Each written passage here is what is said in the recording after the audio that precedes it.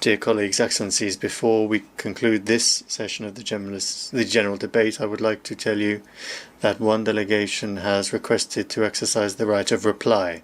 I would like to remind members that statements made in exercise of the right of reply are limited to 10 minutes for the first intervention and 5 minutes for the second intervention, and that delegations must take the floor from their seats.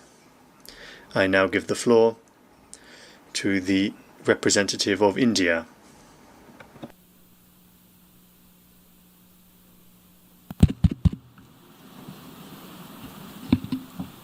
Mr. President, we exercise our right of reply to one more attempt by the leader of Pakistan to tarnish the image of this august forum by bringing in matters internal to my country and going so far as to spew falsehoods on the world stage.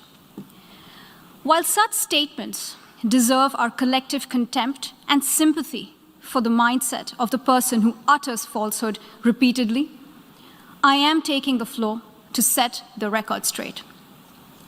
Regrettably, this is not the first time the leader of Pakistan has misused platforms provided by the UN to propagate false and malicious propaganda against my country, and seeking in vain to divert the world's attention from the sad state of his country, where terrorists enjoy free pass while the lives of ordinary people, especially those belonging to the minority communities, are turned upside down. Mr. President, member states are aware that Pakistan has an established history and policy of harboring, aiding, and actively supporting terrorists.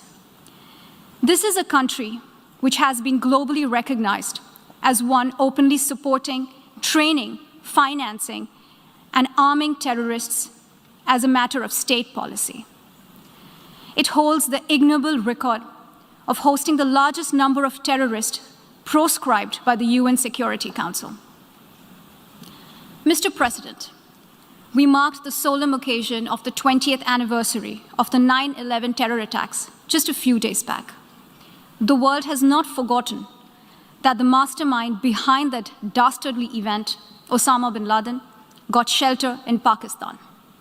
Pakistan leadership continues to glorify him as a martyr. Regrettably, even today, we heard the leader of Pakistan trying to justify acts of terror. Such defense of terrorism is unacceptable in the modern world.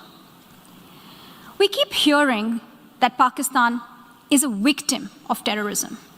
This is the country which is an arsonist disguising itself as a firefighter.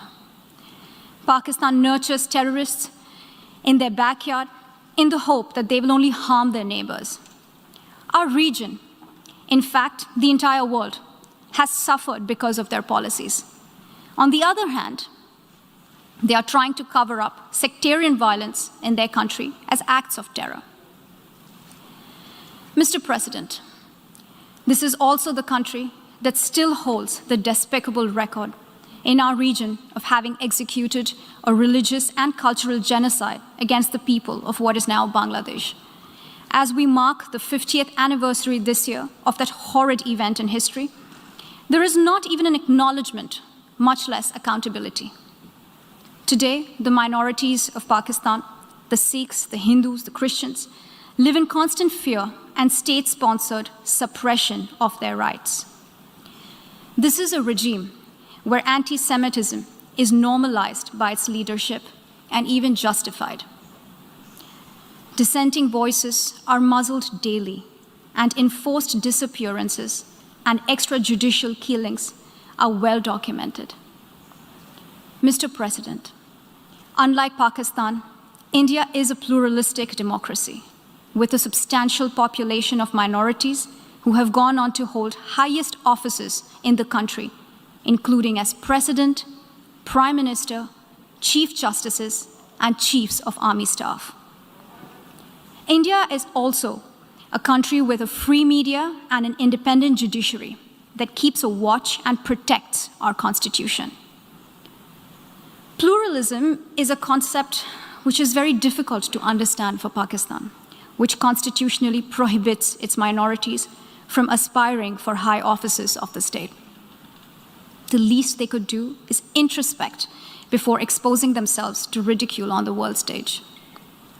Finally, Mr. President, let me reiterate here that the entire Union territories of Jammu and Kashmir and Ladakh were, are, and will always be an integral and inalienable part of India.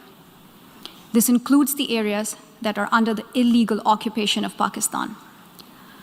We call upon Pakistan to immediately vacate all areas under its illegal occupation. Mr. President, allow me to be categorical about India's position.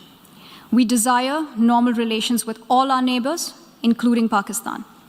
However, it is for Pakistan to work sincerely towards creating a conducive atmosphere, including by taking credible, verifiable, and irreversible actions to not allow any territory under its control to be used for cross-border terrorism against India in any manner.